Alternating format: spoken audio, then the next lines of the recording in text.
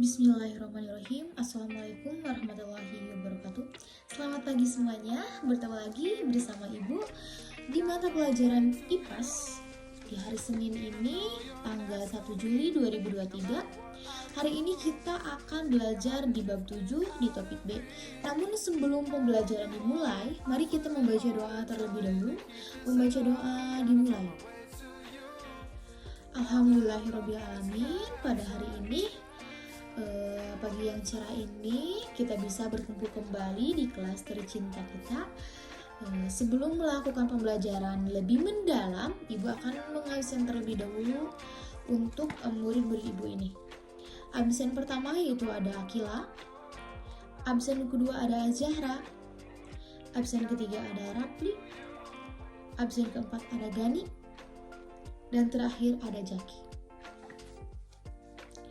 Baik, Ibu ucapkan terima kasih untuk semua murid-murid kelas 4 yang sudah hadir di pagi hari ini. Kita doakan semoga teman-teman kita yang tidak bisa masuk sekolah hari ini karena sakit mudah-mudahan cepat sembuh. Amin ya robbal alamin. Sudah siap, sudah semangat untuk mendengarkan, menyimak apa materi yang akan Ibu sampaikan? Sebelumnya, Ibu akan menanyakan lagi, apakah kalian sudah tahu bab 7 itu membahas tentang apa? Silakan yang tahu untuk mengacungkan tangannya. Iya, Akila, betul sekali. Bab 7 yaitu membahas bagaimana mendapatkan semua keperluan kita. Namun, pada hari ini kita akan difokuskan di topik B. Bab 7 di topik B yaitu bagaimana aku memenuhi kebutuhanku. Silakan disiapkan semua alat tulisnya, duduk dengan rapi, jangan bising, jangan berisik, jangan sambil ngobrol-ngobrol bersama teman-teman sebangkunya. Silakan simak apa yang Ibu perlihatkan, apa yang Ibu bicarakan. Nanti Ibu akan melihatkan materi di papan tulis menggunakan media PowerPoint. Baik, selanjutnya mari kita buka buku paketnya di halaman 178. Apakah sudah ada? Jika sudah ada, Ibu akan menanyakan kembali. Apakah anak-anak semua sudah tahu apa yang dilakukan oleh manusia untuk memenuhi kebutuhannya? Yang tahu boleh mengacungkan tangan, boleh menjawab. Manusia untuk memenuhi kebutuhannya, salah satu caranya itu dengan bekerja. Mengapa sibuk dengan cara bekerja? Iya, tentunya manusia memenuhi kebutuhannya salah satunya dengan bekerja. Bekerja sebagai apa sih? Contohnya di daerah kita, ada yang bekerja di sawah sebagai petani, ada yang berkebun. Kenapa sibuk berkebun? Kenapa sibuk bertani, menanam padi di sawah? Karena padi itu bisa menghasilkan. Contohnya ketika sudah panen, kalau tidak dikonsumsi bisa juga padi itu dijual dan menghasilkan uang. Ada juga yang rumahnya di dekat pantai, bekerjanya sebagai nelayan pencari ikan. Tentunya jika sudah mencari ikan dan ikannya sudah banyak bisa dijual dan menjadi uang, seperti itu. Baik, selanjutnya mari kita simak apa yang Ibu sampaikan. Kali ini Ibu akan memperlihatkan gambar seperti di samping. Gambar ini adalah percakapan antara Mia dan Dara. Mia ini membutuhkan telur dan tepung untuk membuat kue. Ibu warung menyediakan kebutuhan tersebut. Ibu Mia memerlukan ibu warung untuk memenuhi kebutuhan sehari-hari. Namun, apakah kemudahan seperti di gambar ini, di samping ibu ini, sudah berlangsung lama dan terjadi di semua tempat? Nah, anak-anak, gambar di samping inilah yang menunjukkan bahwasanya keterbatasan itulah yang akhirnya membuat seseorang memerlukan orang lain. Seseorang memerlukan jasa orang lain yang menyediakan kebutuhan kita atau kebutuhan itu. Pernahkah kalian ingin tahu bagaimana cara manusia pada zaman dahulu memenuhi kebutuhannya? Nah, teman-teman, atau murid-murid ibu semuanya, salah satu cara manusia untuk memenuhi kebutuhan hidupnya yaitu adalah dengan bekerja, seperti yang telah ibu jelaskan tadi. Nelayan bekerja di tengah laut untuk mendapatkan ikan. Petani bekerja membajak sawah untuk menghasilkan padi yang dapat dikonsumsi, tentunya dapat dimakan oleh keluarga. Namun, ada kalanya kebutuhan manusia tidak dapat terpenuhi. Ada beberapa faktor yang mempengaruhi terbatasannya pemenuhan kebutuhan manusia. Nah, selanjutnya anak-anak perhatikan gambar yang ibu tampilkan di samping ibu. Gambar ini menunjukkan adanya transaksi antara dua orang laki-laki, yang satu membawa ayam, yang satu membawa kayu. Pertukaran barang ini dilakukan masa sebelum uang ditemukan.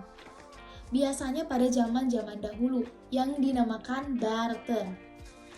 Nah, anak-anak semua, zaman dahulu manusia tukar-menukar barang untuk memenuhi kebutuhannya, yaitu dengan cara barter atau yang dinamakan barter. Seperti yang dilihatkan di samping ibu ini, gambar yang di samping ibu ini. Apa sih Bu itu barter? Barter adalah metode transaksi yang dilakukan dengan cara menukar barang. Barter ini telah digunakan sejak dahulu sebelum adanya transaksi mata uang. Bentuk transaksi barter adalah dengan melakukan penukaran barang dan tidak menggunakan mata uang, seperti gambar di samping ini. Oke anak-anakku, selanjutnya, namun pada zaman sekarang, orang-orang telah meninggalkan transaksi untuk memenuhi kebutuhannya dengan cara barter. Apa sih Bu alasannya orang-orang meninggalkan barter untuk memenuhi kebutuhannya? Yang pertama yaitu karena manusia memiliki kebutuhan yang terus bertambah, sedangkan sulit kita mencari atau menemukan orang yang berkeinginan sama seperti apa yang kita inginkan. Yang kedua yaitu karena jumlah manusia tambah banyak. Ini juga menyulitkan cara tukar-menukar barang, karena kadang barang yang diinginkan tidak tersedia atau tidak dimiliki oleh orang lain. Yang ketiga, kesulitan membawa barang yang akan ditukar. Contohnya, untuk mendapatkan seekor sapi, orang harus bertukar dengan 16 kg karung beras. Ini pastinya akan sangat merepotkan orang yang mau menukarkan sapi. Karena apa Bu? Karena pemilik atau sapi itu kesulitan untuk membawa dan menyimpan beras sebanyak 16 karung beras. Seperti itu contohnya. Selanjutnya, anak-anakku, pada zaman makin kesini berkenalanlah orang-orang dengan uang. Namun digunakannya uang ini tidak pasti kapan setelah ditinggalkannya pertukaran barang, pertukaran kebutuhan dengan cara barter ini. Namun manusia mulai menggunakan barang sebagai alat tukar. Namun tidak semua barang bisa dianggap sebagai uang. Syaratnya adalah berharga dan setara dengan barang yang akan ditukar. Nah, anak-anakku semua, bisa kalian lihat gambar yang telah Ibu tampilkan di samping. Berikut adalah contoh uang dan barang. Yang pertama yaitu ada gambar beras, ada gambar perhiasan, ada kulit kerang, ada juga ikan, ada kulit hewan, dan terakhir itu ada gigi paus. Anak-anakku semua, kemudian keterbatasan jumlah dan kelangkaan uang barang ini mulai ditinggalkan. Perdagangan atau tukar-menukar mulai berkembang. Ada sebuah masa ketika logam mulia seperti emas, perak, dan tembaga menjadi pengganti uang barang nilai tukar. Lalu, mengapa emas ditinggalkan juga ya? Selanjutnya, namun setelah logam mulia, emas, perak, dan tembaga itu dijadikan dijadikan pengganti uang barang. Setelah itu emas pun ditinggalkan. Mengapa uang emas ditinggalkan? Karena emas dianggap memiliki nilai yang tinggi dan tidak semua barang senilai dengan nilai tukar emas ini. Contohnya, seekor ayam dianggap memiliki nilai tukar rendah dari emas. Uang emas masih digunakan, namun tidak secara umum. Melihat dari penjelasan tadi, dapat dilihat bahwa uang berfungsi sebagai alat tukar dan bentuk uang kemudian disesuaikan dengan kebutuhan dan perkembangan zaman. Syarat sebuah uang dapat dijadikan sebagai alat tukar. Yang pertama yaitu dapat diterima atau disukai oleh semua masyarakat umum. Yang kedua, tidak cepat mengalami perubahan atau rusak.